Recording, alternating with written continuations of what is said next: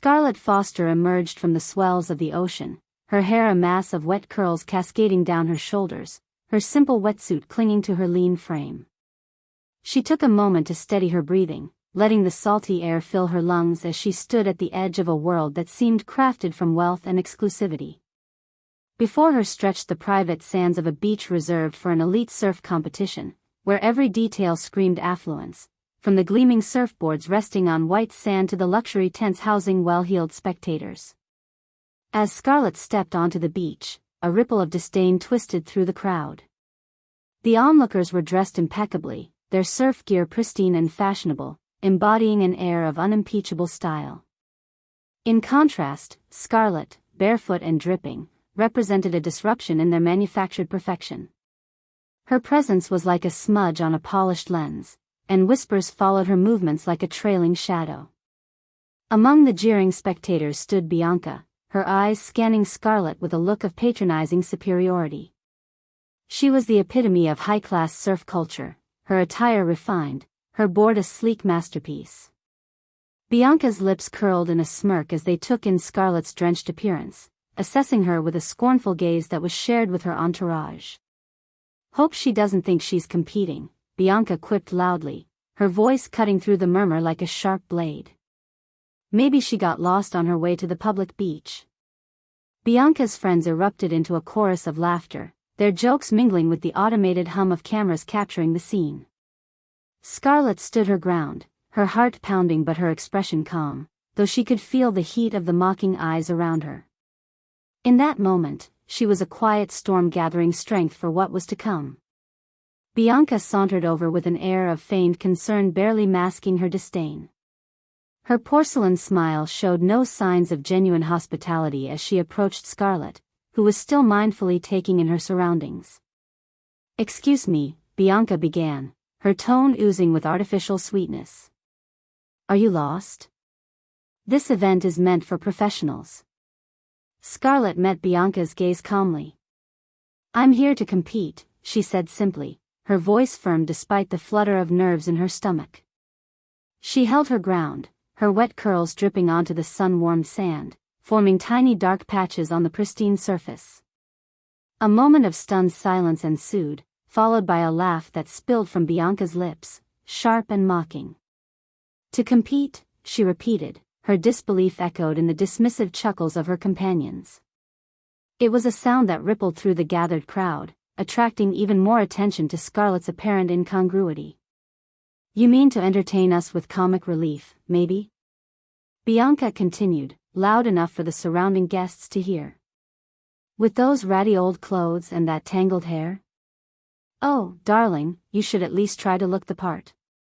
Laughter bubbled anew, cruel and hearty, echoing across the beach like a wave crashing against rocks. Smartphone cameras were raised, capturing the humiliation as it unfolded, capturing Scarlett's wide eyes, her set jaw, the silent fire in her gaze.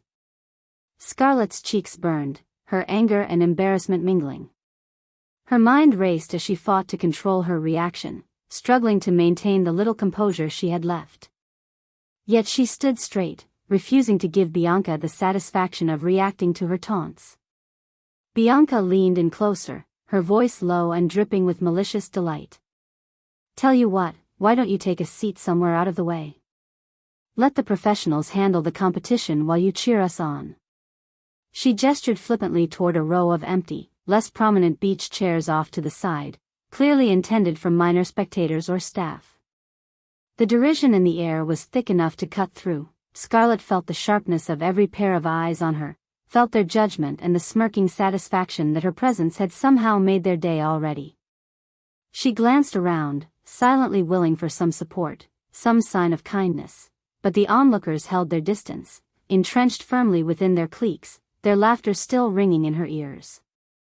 Bianca's group shoved a battered, used surfboard at Scarlett, an ancient relic compared to the sleek display surrounding them.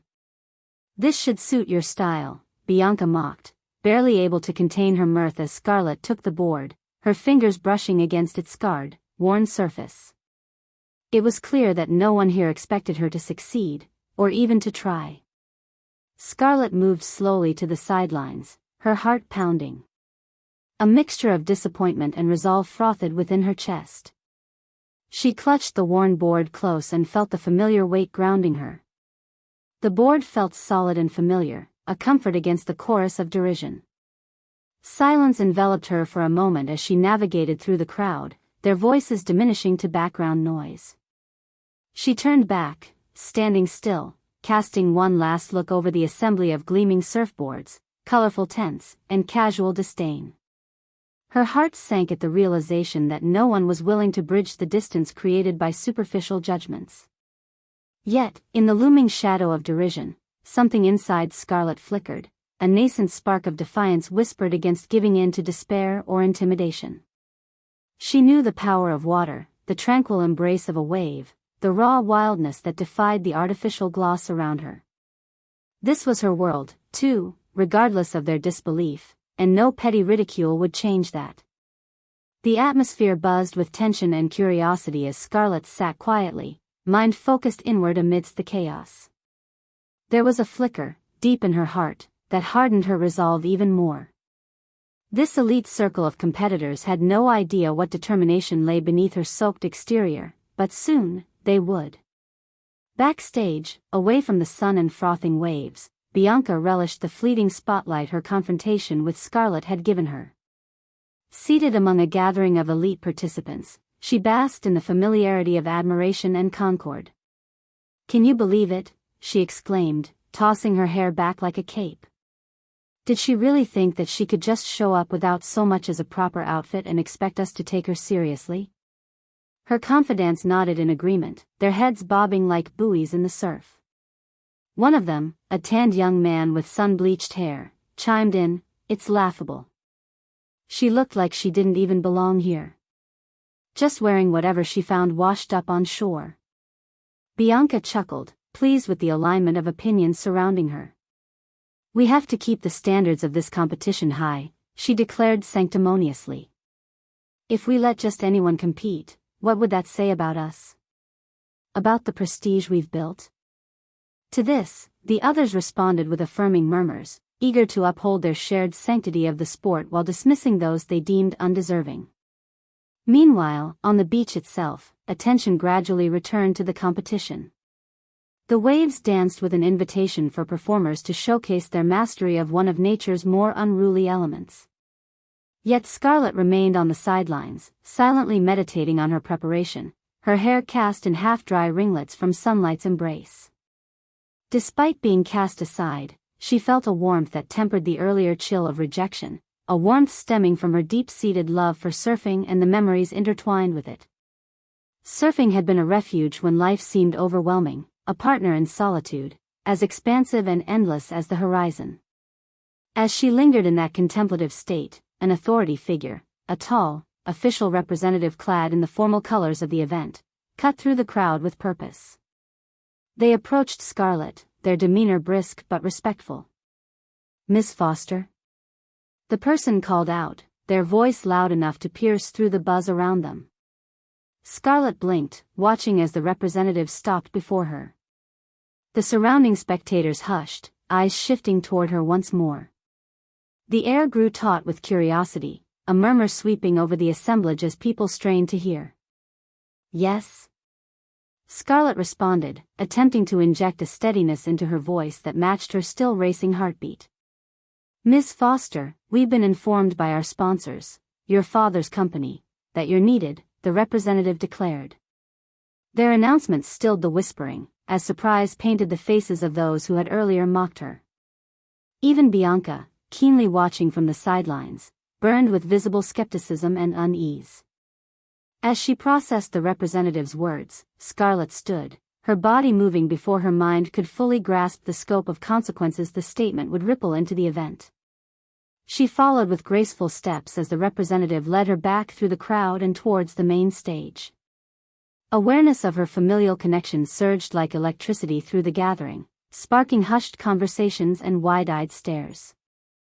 The surf competition now wavered with palpable tension, the structure of their hierarchy taken by storm. Faces turned, full of unspoken questions and tentative reconsiderations. Bianca, from her perch among her circle, watched intently, the blood draining from her cheeks into a pale contrast to her sun-kissed skin. Her earlier confidence now shifted into confusion, tinged with a defensive edge.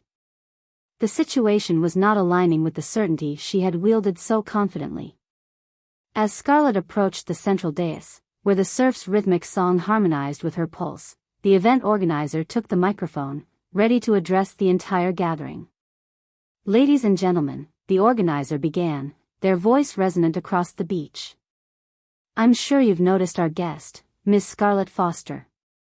Every word cast ripples of reaction among the crowd, each revelation drawing Scarlett's image into sharper focus against the judging tableau of exclusivity and prestige. In that moment, awareness dawned across the assembly that Scarlett was not a trespasser but a key figure far more integral to the competition's revival than any could have suspected. As Scarlett prepared to finally make her true introduction, the crowd's murmurs became a low, cohesive hum of anticipation, a momentarily suspended breath of collective realization. Bianca's eyes narrowed, her earlier arrogance transforming into a desperate search for equilibrium amidst her unraveling preconceptions. Scarlett stood on the precipice of revelation, the threshold of her transformative acceptance by those who had so readily dismissed her for reasons that no longer held sway. In this truth lay the catalyst for change, a chance for Scarlett to realign the event's unspoken exclusivity by reminding its participants what the love of surf could achieve when stripped of needless prejudices. Scarlett found herself standing under the bright sun, on the main stage where only the most prestigious awaited acknowledgement. Her heart thudded against her ribs, not out of fear, but with the thrilling anticipation of finally revealing her truth. The event organizer continued, his voice clear and authoritative. "Miss Scarlett Foster is not only a competitor today but also the daughter of the late George Foster, the founding figure of this very competition. Were it not for her dedication and vision, this event might have remained lost in the depths of history. Her sponsorship has revived it." A collective gasp swept across the crowd, disbelief visible on every face. Bianca's earlier smug expression evaporated entirely, replaced by one of genuine shock that sent rivulets of disbelief tumbling over her polished facade. It was as though the very sands had shifted beneath her feet, leaving her grasping for balance. Around Scarlett, eyes widened, and the buzz of frantic whispers built a nervous tapestry of murmurs as news spread among the spectators like wildfire. Phones that had captured her humiliation now turned to document her unmasking, the lens capturing a new side of the story. Scarlett remained poised, a contrast of calm amidst the surrounding confusion, as she addressed the assembly with both strength and grace. "Thank you for welcoming me here today, albeit with a bit of surprise," Scarlett began, the edge of her lips lifting into a mild, knowing smile. Her voice was steady, imbued with a genuine warmth that carried across the audience. "I understand that my arrival wasn't what anyone expected, least of all given my inappropriate presentation for the occasion." She continued, her gaze shifting to touch faces within the crowd, lingering on Bianca last. The latter squirmed under the weight of thoughtful, silent appraisal. "I dressed as I did not because of neglect, but as a reflection of my priority, the reason I love surfing. Earlier this morning, I was involved with a charity that I hold dear, dedicated to teaching underprivileged children the wonder of surfing. I rushed here directly from the water, and didn't have the time for anything else." Scarlett's words wove a painting of her dedication, rejuvenating the tropes of value to be less about polished perfection and more about shared passion and authenticity. Her narrative painted the day's events in the vivid color of purpose, stark against the monochrome of image-based preconceptions. The realization continued to cascade through the crowd, genuine respect softening faces that had earlier held nothing but contempt. Apologies waited on the tip of tongues, fingers moved to lower phone cameras out of newfound respect. "Surfing is not, and has never been, about appearances," Scarlett elaborated, her expression earnest and her presence commanding. "It's about the wave, the sea, and the challenge it presents. It's about moments you can't predict, experiences you can't precisely package, like the community we should foster." Bianca's earlier confidence flickered, and it was clear she hadn't anticipated this turn of events. The certainty of her implicit superiority felt smaller, tangled in the profound impact of Scarlett's reveal. She looked around, noticing the murmured apologies and eyes now lighting with admiration for the woman they had misjudged. As Scarlett finished, the applause that erupted from the crowd felt visceral and alive, an acknowledgement of the lesson laid bare. Unseen barriers crumbled as people clapped, their expressions transformed from skeptical to appreciative. Those who had joined Bianca in scorn now either clapped hesitantly, or mutedly acknowledged their poor judgment with softer gazes. Scarlett stood, embodying the calm acceptance of the sea, her outward demeanor unchanged, yet underneath a roiling current of justified vindication. She didn't allow herself the satisfaction of triumphalism but remained elegantly elevated above former hostilities, transcending the petty power plays she had swiftly surfed through. Bianca, who had settled into her previous sense of assurance, now found it slipping. Looking around, seeing people she had thought allies now looking to Scarlett with respect and understanding, she felt an unfamiliar twist of shame. How had she, self-assured and prominent, missed the heart of what mattered beneath the surface? Far from Bianca's internal narrative, Scarlett had successfully opened the eyes of a community she loved, rekindling values overshadowed by the gleam of superficiality. As she stepped down from the stage, her stride unhurried, she etched the sand with fresh tracks, her journey only beginning after the truth revealed. Scarlett's success, laid bare in humility and the steadfast purity of her enjoyment of surfing, resonated long after her words stilled. She had redefined the boundaries of this gathering with her example, set refinement in rediscovered reality, and left a community reflecting on adjusting old presumptions. Walking back to join the throng, Scarlett wore a smile, small and satisfied. She carried with her an unbroken spirit, knowing she had breathed a new life into an event that may never feel quite the same again. In the distance, the waves still called, whispering reminders of a vast expanse yet to be ventured. The moment's thunderous applause lingered like the fading echoes of a departing wave, leaving a palpable sense of change in the collective air around the competition grounds.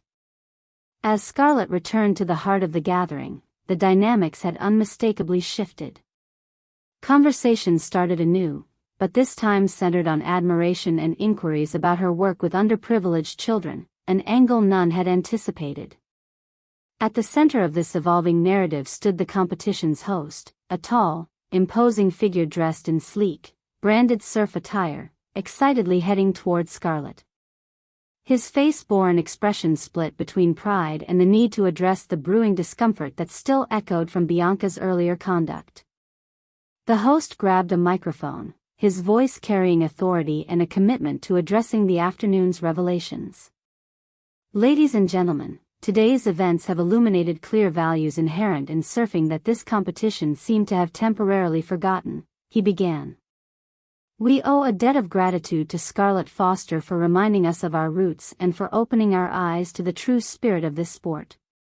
His statement was a call to attention, bringing all focus back to the core of the event's identity, which had been overshadowed by appearances for too long. Eyes unveiled, the eyes of the crowd turned to Bianca, their expressions shifting to questions of accountability. Therefore, to reflect our recommitment and values personified by this event, the host continued with unwavering clarity, effective immediately, corrective measures will be taken. Respect and sportsmanship are paramount, and we must uphold them in all that we do. Bianca's heart pounded in her chest, her stomach twisting with unease. The conversation around her seemed to close in as the spotlight turned uncomfortably close. The host's words clearly referred to her behavior and that of her coterie. As the host handed back the mic, murmurs grew. The press converged on Scarlett, framing her as the hero who had changed the tone of an elite surf competition in a single day. Bianca watched, her certainty unraveling, strained against reflection on her choices. Throughout the rest of the day, thoughts of redemption mingled with the joy of watching the remaining surfers in the competition reconnect with the water, their previous focus on competition sharpened into a renewed understanding of camaraderie. Social media began to reflect this rejuvenation, with clips of Scarlett's speech going viral, drawing attention beyond the beach. The comments sections brimmed with praise for her actions, alongside critiques and apologies directed at Bianca and others who exemplified exclusivity. One particular surf journalist coined Scarlett's display as the embodiment of a tidal transition, a term describing Scarlett's ability to change perspectives with the forceful yet serene energy of the sea. This title gained traction quickly, capturing the widespread impact of Scarlett's unintentional disruption. By the end of the competition, the transformation was undeniable. The event had shed its earlier, exclusive air, replaced with one emphasizing inclusion, shared experiences, and a sense of common heritage within surfers. Scarlett crossed paths with Bianca once more as the sun began to sink, painting the sky in deep hues of orange and gold. The tinge of apprehension in Bianca's eyes was markedly apparent as she approached Scarlett, faltering slightly though buoyed by the need for elongation of her own conscience. "I owe you an apology," Bianca began, her voice laden with sincerity barely weighed by her struggle with vulnerability. There was a hesitance in her posture, one which Scarlett noted as genuine. "I misjudged you. I let my assumptions cloud everything." Scarlett met Bianca's eyes, her own filled with understanding that had been gathered from years of personal growth and shared passion with the ocean. "People make mistakes," Scarlett replied kindly, her tone gentle yet firm. "What we do after realizing those mistakes matters most." Bianca nodded, the spark of introspection kindled further by Scarlett's compassion. The tension between them began to unravel, not entirely into friendship but certainly into respect and mutual understanding, a tentative tide changing direction. As the day softened into twilight, Scarlett turned her gaze back to the surf, grateful for the waves that remained constant, a mirror of life's ebbs and flows. She left behind footprints on the sand, not of an outcast, but of a leader who had revealed the competition's neglected truths. The competition closed with her words stamped on the minds of those who participated, her spirit quietly celebrated in newfound community values that took root amidst the sandy expanse. As dusk's shadows lengthened, Scarlett walked alone towards the shore, her board tucked under her arm, the horizon a tapestry of endless possibility. The world felt electric with promise, the waters of tomorrow waiting to be surfed, engaged, and understood anew. Scarlett carried with her not just the weight of her father's legacy, but now, a community's hope gently held in her journey's purpose, not for her sake alone, but for all those coached by the voices of the waves. As she disappeared into the oncoming night, whispers of respect trailed in her wake. Scarlett Foster, once the wet-haired underdog with unpresumed tenacity, had walked the sands of change so others might follow with eyes unclouded by superficial conventions, seeing the true power of the sea within and beyond.